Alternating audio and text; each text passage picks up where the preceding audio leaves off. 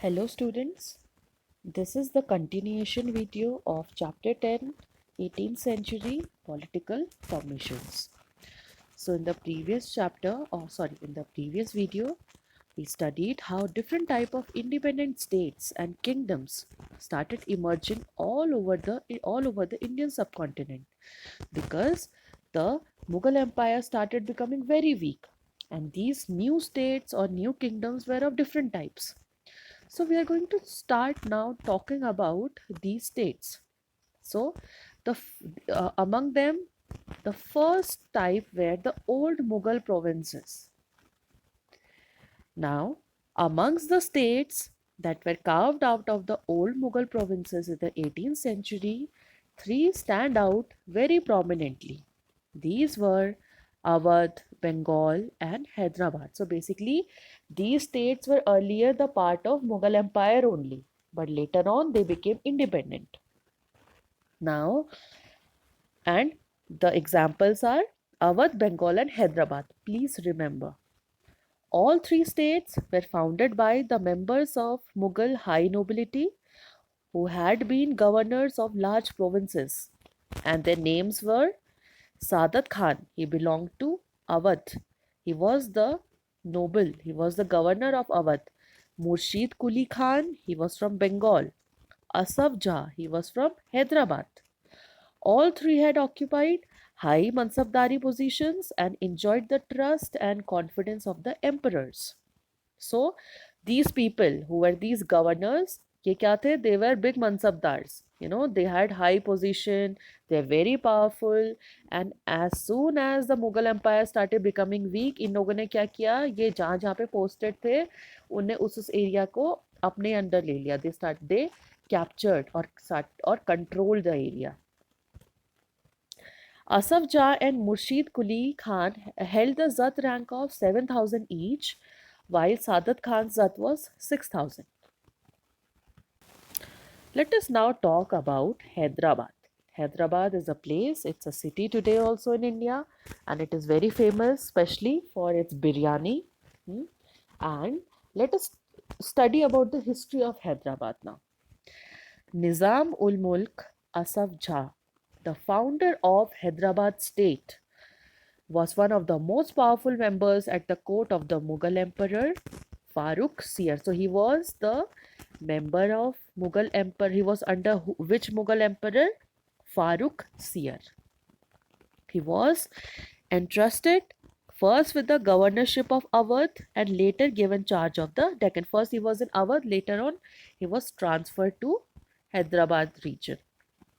As the Mughal governor of the Deccan provinces during 1720 to 22, Asaf Jah had already gained control over its political and financial administration. So during this time, he started controlling the political and financial administration. Taking subsequent advantage of the turmoil in the Deccan and the competition amongst the court nobility, he gathered power in his hands and became the actual actual ruler of the region. So he took the advantage. So what happened was he took the advantage. उसने क्या किया? सही मौका देखा. When he saw कि Deccan में people are fighting against each other, there is so much turmoil, so much war going on, and secondly, there was so much competition among the nobility. जो Mughal court के जो nobles हैं वो आपस में लड़ रहे हैं एंड उसको देखने वाला कोई नहीं है, तो उसने क्या किया? He took the advantage of the situation and he started gathering the power in his hands. उसने सारी पावर पे कब्जा करना स्टार्ट कर दिया and became the actual ruler of that region. Asaf Jah brought skilled soldiers and administrators from northern India who welcomed the new opportunities in the south. He appointed mansabdars and granted jagirs. Although he was still a servant of the Mughal emperor, he ruled quite independently without seeking any direction from Delhi or facing any interference. The Mughal emperor merely confirmed the decisions already taken by Nizam ul Mulk Asaf Jah. See, इससे हमें पता चलता है कि जो Mughal emperor था वो कितना वीक हो गया था. He could not even control him. And just for saying, सिर्फ कहने के लिए वो मुगल एम्परर के अंडर काम कर रहा, अंडर था, but actually he was independent, he was the independent emperor of this region. The state of Hyderabad was constantly engaged in a struggle against the Marathas to the west and with the independent Telugu warrior chiefs, Nayaks of the plateau. The ambitions of Nizam ul Mulk Asaf Jah to control the rich textile producing areas of the Coromandel coast in the east were checked by the British, who were becoming increasingly powerful in the region. So, even Hyderabad was facing a lot of, unrest. But there were Marathas in the west and Telugu warriors in the east who were trying to continuously control Hyderabad. And apart from that, he also faced challenge from the Britishers who were becoming powerful in the area.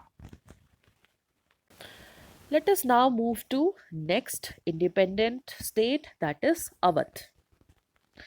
Burhan ul Mulk Sadat Khan was appointed Subadar of Awadh in 1722 and founded a state which was one of the most important to emerge out of the breakup of the Mughal Empire. So, the state of Awadh was the most important state. Awadh was a prosperous region controlling the rich alluvial Ganga plain and the main trade route between the North India and the Bengal. So basically, आज का जो हमारा Uttar Pradesh Bihar reason है उसको हम अवध कहते थे. And it was a very, very important region. Even today, it's very important. Burhan ul Mulk also held the combined offices of Subedari, Diwani, and Faujdari. Diwani means he looked after the revenue. He looked after the taxes, money. Faujdari means he looked after the military. In other words, he was responsible for managing the political, financial, and military affairs of the province of Awadh. See, since so much power was given to one person over an area, obviously वो क्या करेगा? He will try to control, he will try to take advantage of that position or the power he has been given. So Burhanul Mulk tried to decrease Mughal influence in Awadh region by reducing the number of office holders, Jagirdars, appointed by the Mughals. He also reduced the size of the Jagirs and appointed his own loyal servants to the vacant positions. The accounts of Jagidars were checked to prevent cheating, and the revenues of all districts were reassessed by officials appointed by the Nawab's court. So, checking was continuously done so that Jagirdars do not cheat, do not take the money, do not keep the money with themselves. He seized a number of Rajput zamindars and agriculturally fertile lands of the Afghans of Rohilkhand. He also took a lot of seized means to captured the land, fertile land from the Rajputs and Afghans of Rohilkhand. And with this, he became more and more powerful. The state depended on local bankers and the Mahajans for loans. It sold the right to collect taxes to the highest bidders. These revenue farmers, Ijardars, agreed to pay the state a fixed sum of money. So there were revenue farmers also, who were called Ijardars. They said, okay, we are going to pay this much amount to you. Okay, local bankers guaranteed the payment of this contracted amount to the state. In turn, the revenue farmers were given considerable freedom in the assessment and collection of the taxes. अब वो जो fix amount of money जो state को पे कर रहे थे उसके बदले में उनको क्या मिला? They were given freedom कि okay you are given the freedom, आप जितना चाहे जैसे चाहे आप टैक्स को कलेक्ट कर सकते हैं. These development allowed new social groups like moneylenders and bankers to influence the management of state revenue system, something which had not occurred in the past. So now, because of this freedom, the moneylenders and the bankers now they became very influential, very powerful, क्योंकि उनको freedom दे दी गई थी, उनको power दे दी गई थी, जो कि पहले नहीं दी जाती थी, बिकॉज ये लोग कंप्लीटली मुगल एम्पायर के अंदर काम करते थे. Okay, now let us move to another independent state, that is Bengal. Bengal gradually broke away from Mughal control under Murshid Quli Khan. Please remember these names. Who was appointed as the Naib, deputy to the governor of the province. Although never a formal Subadar, Murshid Quli Khan very quickly seized all the power that went with that office. Like the rulers of Hyderabad and Awadh, he also commanded the revenue administration of the state. So, whole tax system was under him. The money which was coming to the Mughal Empire, he was controlling it. In an effort to reduce Mughal influence in Bengal, he transferred all Mughal Jagirdars to Odisha and ordered a major reassessment of the revenues of Bengal. So obviously, अगर आपको किसी एक authority का control खत्म करना है एक जगह से, तो what you can do is you can remove the people who are appointed by the Mughal emperor to that place. तो इन लोगों ने क्या किया, उनको ट्रांसफर कर दिया to different areas, other areas. And now the revenue was collected in cash with great strictness from all zamindars. Many zamindars now had to borrow money from the bankers and moneylenders. Those unable to pay were forced to sell their lands to larger zamindars. Now, under Murshid Quli Khan, unne kya kiya, apna naya system, he started making his own system under which he was collecting the taxes. So, उस system में क्या था कि there was a lot of strictness, बहुत ही strictly collect किया जाता था.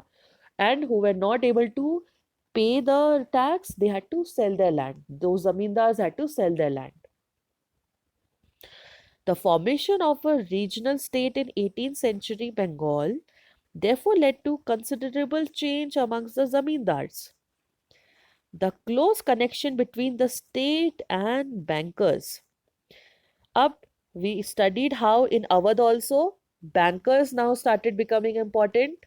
So, this close connection between state and bankers, which we also saw in Hyderabad and Awadh as well, was evident in Bengal under Alivardi Khan.